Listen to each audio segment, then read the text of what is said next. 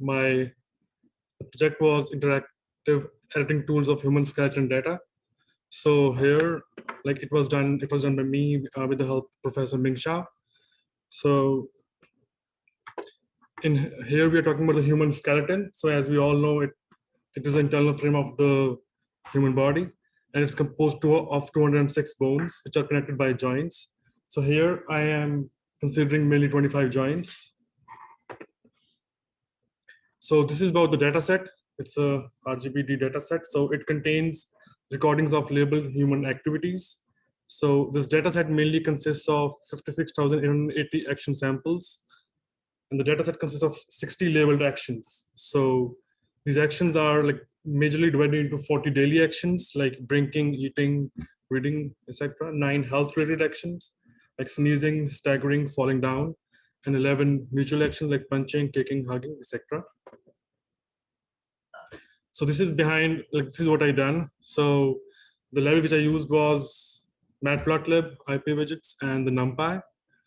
And the second step here was that, you know, like every frame, every skeleton. So here, like the example which I gave after the, like as the project goes, like when I change the frame index, so the information behind the every joint is already also gets changed. So here, this is the way which I've done it.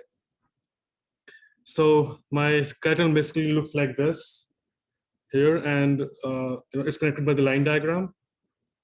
So these offsets which I've made in the X offset and Y and Z offset, basically I can drag these joints with this offset. So as I told, I can drag, I have in total 25 joints.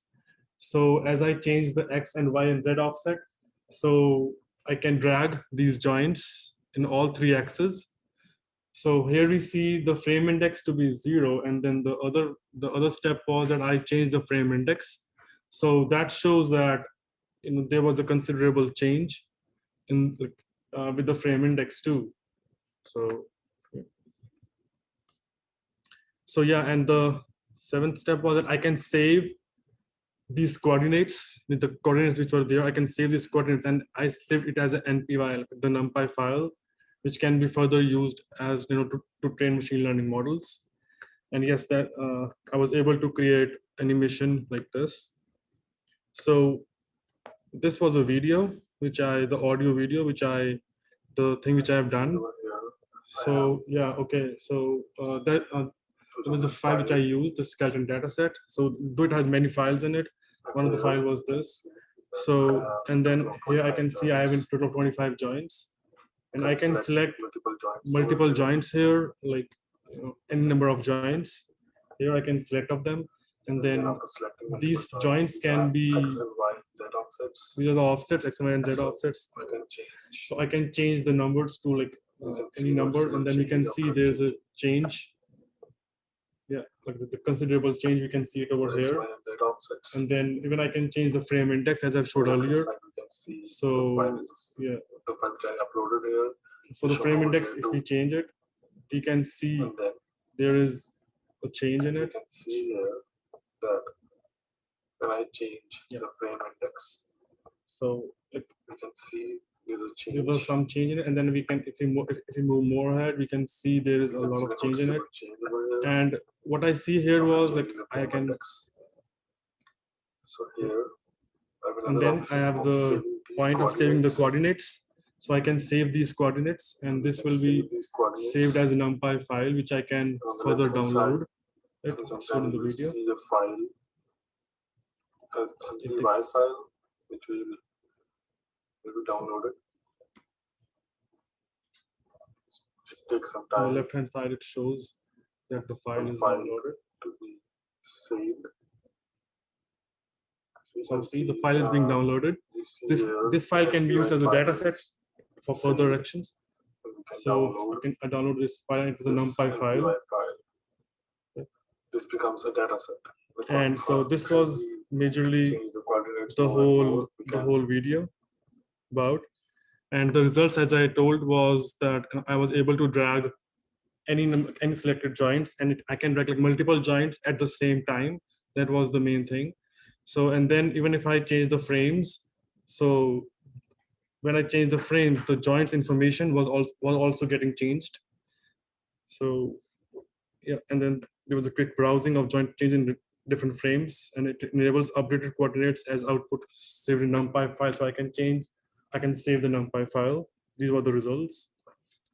So the conclusion, as I told, that I can change, drag different joints at the same time, and then I can change the frame index. And the main thing was that here, like the change, you can say, suppose if I am doing boxing or doing like wearing jacket, something like that, my joints there will be significant change in the joints which are involved in wearing jackets like arms, but obviously we will not see a significant change in the joints of the legs or somewhere else.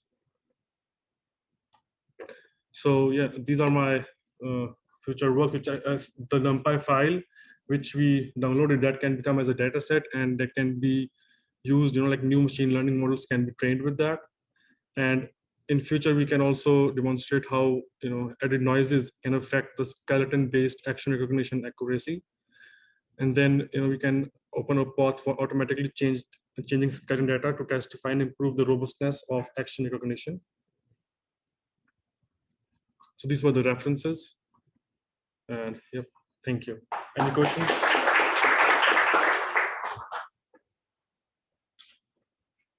Any questions?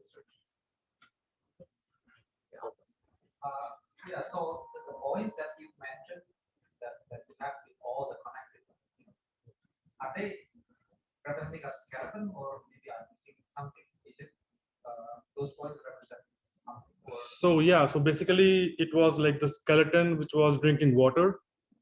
So afterwards, which I showed was that like we can just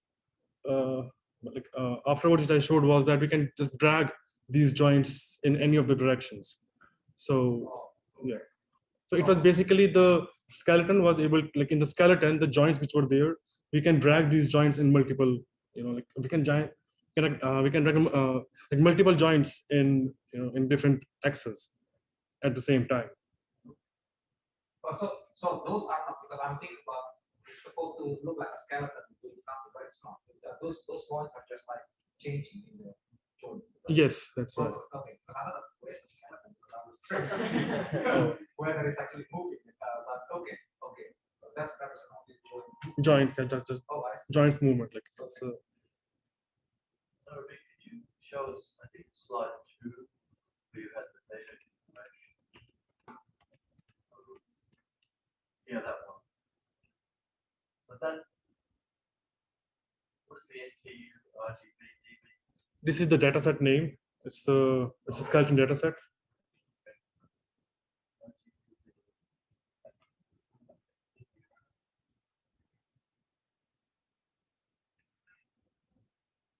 Any other questions?